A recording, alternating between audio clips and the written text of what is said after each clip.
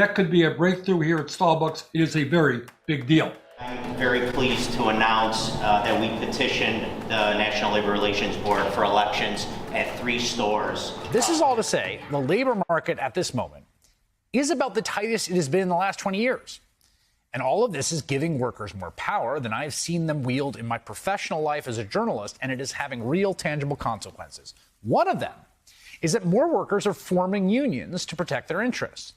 Today, we saw a remarkable scene in Buffalo, New York, after 3 Starbucks stores there each voted on whether or not to unionize.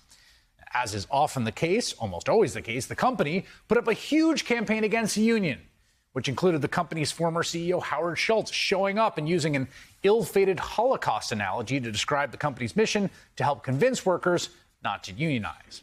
The first company-owned Starbucks to unionize in its 50-year history. Despite all of the shadows that have been looming over the country since the pandemic began in 2020, there's one silver lining that is undeniably sweeping the nation: union organizing. And the efforts of baristas and other Starbucks employees across the nation is paying off big time. 50 Starbucks across the country have officially petitioned to unionize, and that wave will only encourage more and more locations to do so. The union announced filings Monday in New York, Kansas, California, Missouri, Oregon, and Washington state. This comes just weeks after the first U.S. Starbucks unionized in Buffalo, New York. In 2 other Buffalo Starbucks, the unionization vote wasn't successful, but one actually faces a legal battle now because the union contends that workers who voted in the election were not regular employees of the location. And overall, in the country, unions have officially doubled the number of union certification elections that were filed